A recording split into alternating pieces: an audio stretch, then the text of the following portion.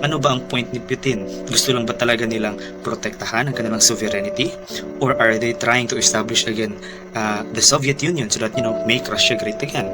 Or ano din ba ang goal ng US? Are they just wanting to help Ukraine? Or do they want to get the oil reserves in Russia? These are the things that we really need to put into consideration. These are the things that we really need to look into this issue.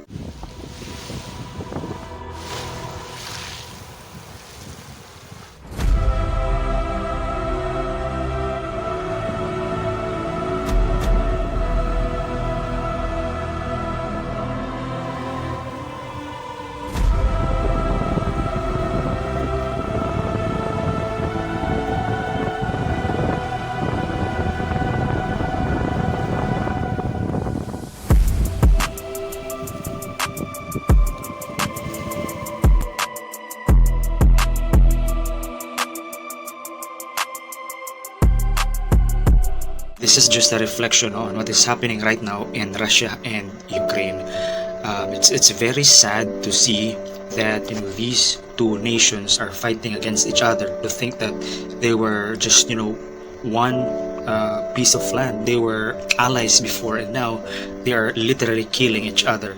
What we are seeing right now is a reflection of our collective consciousness as humanity.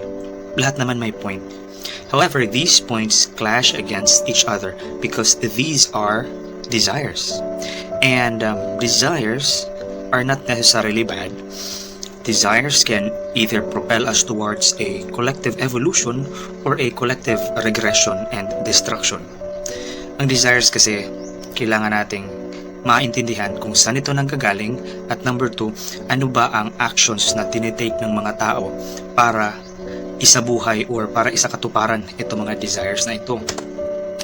The problem right now is that these desires are very unclear, and somewhat these desires has been sugar-coated. Yung desire na magpo-propel sa atin for a collective evolution, the desire should be coming from a higher sense of consciousness and not from a lower animalistic consciousness. What's happening right now is very barbaric. Nandito pa rin tayo sa consciousness of division, sa consciousness of destruction, sa animalistic consciousness kung saan pinoprotect lamang natin ang ating pansariling interes at hindi natin iniisip ang kapakanan ng iba.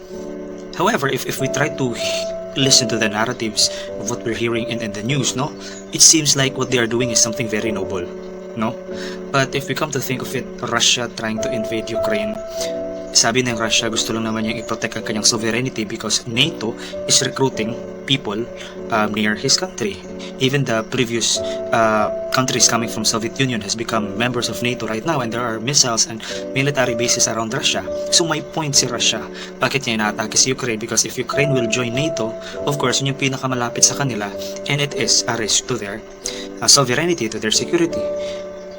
Kung tatanungin mo naman yung Ukraine also has a point because they are a sovereign country. They are an independent country, so they needed to protect themselves.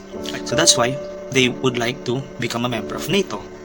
Yan, ito namang US, may point din sila because every country deserves to be independent.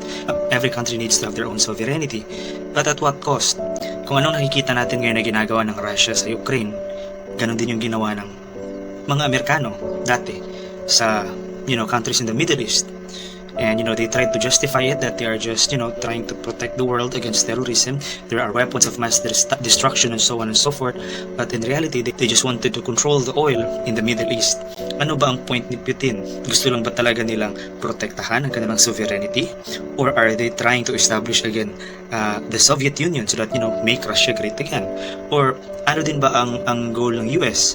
Are they just wanting to help Ukraine? Or do they want to get the oil reserves in Russia? These are the things that we really need to put into consideration. These are the things that we really need to look into this issue. So this is not the time to be pro-Russia or pro-Ukraine or pro-NATO, pro-US. No. Kasi noong unang panahon, wala namang nations, noong unang panahon, yung panahon pa ng mga tribes, they don't have the concept of my land and your land because the natives think that they don't own any land. So the natives before, they don't have fences, they don't have doors, so that when their neighbor is sick, they can just go there and assist their neighbor. Lulutuan nila, bibigyan nila ng kumot. So that is the very essence of communism. But communism is not a good political structure, because communism kasi it's the government who owns the commodities, no?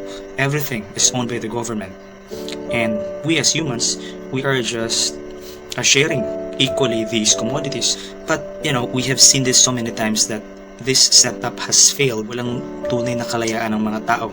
It's because they are being controlled, and hindi talaga totoo na walang mayaman, walang mahirap, kasi may nakakataas pa din, which is ang presidente or kung sino man ang namumuno sa lugar na yan. So what am I trying to suggest is not a political communism, but a spiritual communism. We need to erase within our minds the difference between races. We need to erase within our minds the difference between culture, between color, between religion, between gender, because we're all one and the same. And kung isipin natin ang spiritual communism, everything is from God, and we are just here to share all these resources equally. Walang tunay na nagmamayari sa atin ng mga resources na nandito. Though it's not bad to have desires, but we need to make sure that in order to pursue our desires, first, we need to understand saan ba nanggagaling ang desire ko. Is it from a higher consciousness or from a lower animalistic consciousness? And second, how am I executing the desires that I have? I hope that makes sense. Namaste.